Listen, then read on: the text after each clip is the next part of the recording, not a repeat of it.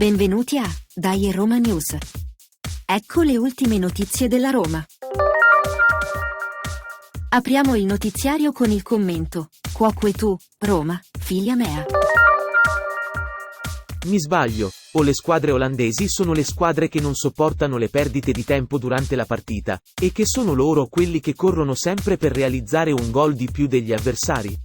Dopo aver visto la partita del Feyenoord mi devo ricredere. La squadra del tecnico degli olandesi Arne Slot ha impostato la partita in un modo che in maniera un poco diversa mi ha ricordato la melina degli olandesi di Italia-Olanda finita 1-0, del 22 novembre 1975. Quel giorno l'Italia scoprì tale comportamento finalizzato al far scorrere il tempo senza correre rischi. Il Feyenoord non ha fatto la stessa melina di allora, ma ce l'ha messa tutta per raggiungere lo stesso scopo. Infatti tra perdite di tempo con i giocatori a terra al soffiar del vento, e provocazioni a vario titolo, il fine è stato lo stesso. Poi senza vergognarsi si sono lamentati per il presunto stesso comportamento dei giallorossi solo dopo lo svantaggio. Diversamente da quanto si possa credere, la melina non è un'invenzione del tanto criticato gioco all'italiana, anzi, l'Italia calcistica scoprì tale modus operandi, il 22 novembre 1975, nella sfida casalinga con l'Olanda. Allora l'Italia vinse la partita ma non si qualificò. Mentre invece contro il Feyenoord la Roma ha vinto ai supplementari 4-1 e si è qualificata alla semifinale, escludendo la squadra olandese. Quindi, quoque tu, Arne Slot, fili mi, o ancor meglio, chi di spada ferisce, di spada perisce. Alla prossima! La Roma ha raggiunto la bellezza di 30 pali colpiti su 45 partite, nella stagione 2022-2023, più di uno ogni 2 partite. Questi dati fanno della Roma la prima in classifica tra le squadre dei 5 maggiori campionati europei. I 30 pali sono così suddivisi: 16 in Serie A, 12 in Europa League e 2 in Coppa Italia. Purtroppo la squadra ha ancora partite da giocare e il rischio che gli auguriamo da evitare è quello di non incrementare questo sciagurato record. Dopo aver battuto il Feyenoord per 4-1 ai tempi supplementari, nella gara di ritorno dei quarti di finale di Europa League, con le reti di Leonardo Spinazzola, Paulo Dybala, Stefan El Shaarawy e Lorenzo Pellegrini, José Mourinho e i suoi ragazzi sono pronti per la semifinale contro il Bayer Leverkusen.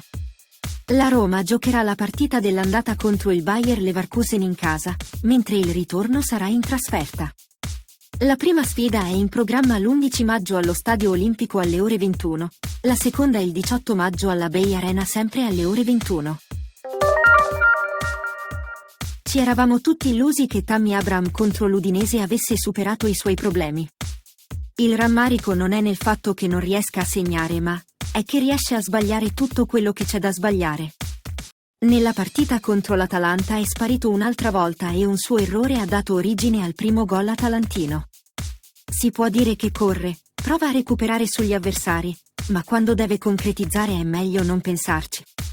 Mourinho sta provando a recuperare in tutti i modi il ragazzo. Lo mette in panchina, che possiamo definire il bastone. Lo fa giocare, che è sinonimo della carota. Purtroppo i risultati sono nulli. Riuscirà il nostro eroe a rendersi utile per questo scorcio di stagione? Nuova puntata della telenovela Stadio della Roma. Il sindaco di Roma, Roberto Gualtieri, ha dichiarato: siamo addirittura d'arrivo dell'esame dell'Assemblea Capitolina, della delibera di giunta che riconosce l'interesse pubblico al nuovo stadio della Roma, e che consente di partire con un progetto che non prevede solo uno stadio ma che riqualifica un intero quadrante. Speriamo in un voto imminente la prima settimana di maggio. Il giorno dopo la dichiarazione, la Commissione Urbanistica del Comune di Roma ha espresso finalmente un parere positivo alla delibera di pubblico interesse sullo stadio.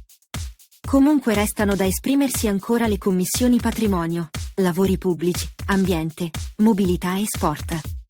A questo punto il sindaco spera nel voto imminente, e noi insieme a lui ricordiamo che la speranza è l'ultima a morire. Alla prossima puntata. Adesso siamo arrivati al momento di Parla Pasquino. I grandi giornalisti soloni affermano che se la Roma gioca male, la colpa è senz'altro di Mourinho che non riesce a dare alla squadra un gioco. È fuori da ogni dubbio che le squadre di Mourinho non hanno mai espresso un grandissimo gioco. Giusto per fare un esempio a noi più vicino, il gioco espresso da Luciano Spalletti.